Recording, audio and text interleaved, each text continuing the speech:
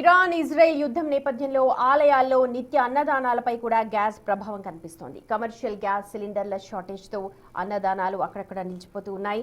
అయోధ్యతో సహా పలు పుణ్యక్షేత్రాల్లో ఇప్పటికే అన్నదానాలను ఆపివేశారు. ఇప్పుడు నగరాల్లోని ఆలయాలకు కూడా గ్యాస్ సెగ తగులుతోంది. బల్కంపేట ఆలయానికి కూడా కొంచెం ఎఫెక్ట్ తగులుతోందంటున్నారు ఆలయ చైర్మన్ సాయిబాబా. గ్యాస్ ఏజెన్సీలకు మెసేజ్ చేశామంటున్నారు. ఇక ఈ అంశాన్ని గురించి పూర్తి సమాచారాన్ని మా ప్రతినిధి అంజుమ అందిస్తారు.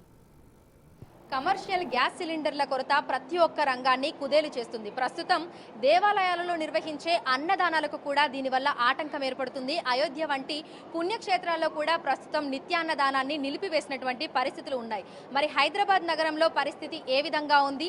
ప్రస్తుతం మనం బల్కంపేట ఎల్లమ్మ తల్లి ఆలయంలో ఉన్నాము. ఈ ఆలయానికి నిత్యం వేల మంది భక్తులు తరలి వస్తూ ఉంటారు. ఆలయంలో నిత్యాన్నదానం కూడా కొనసాగుతూ ఉంటుంది. అయితే కమర్షియల్ గ్యాస్ సిలిండర్లను నిలిపివేయడం వల్ల ఇక్కడ పరిస్థితి ఏ విధంగా ఉంది, ప్రభావం పడిందా లేదా అనేది తెలుసుకుందాము. మనతో పాటు ఆలయ చైర్మన్ ఉన్నారు సాయిబాబా గారు.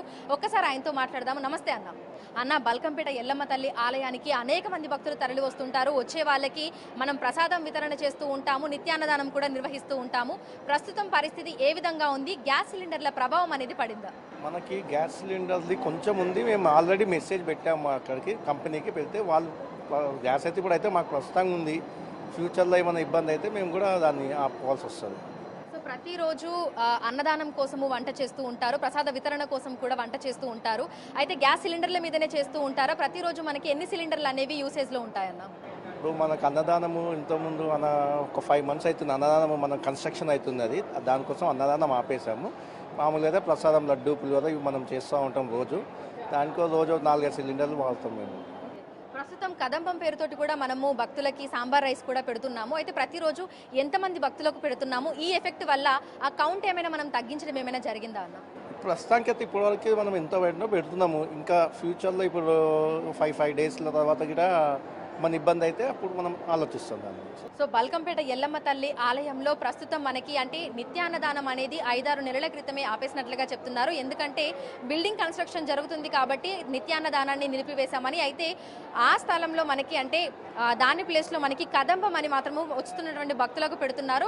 దాదాపు 50-60 మంది భక్తులకు మధ్యాహ్నం సమయంలో సాంబార్ రైస్ అనేది కూడా పెట్టడం జరుగుతోంది. అయితే బయట మనకు కనిపిస్తున్నటువంటి కమర్షియల్ గ్యాస్ సిలిండర్ల కొరత అనేది ఆలయాల మీద కూడా ప్రభావం అనేది చూపిస్తుంది.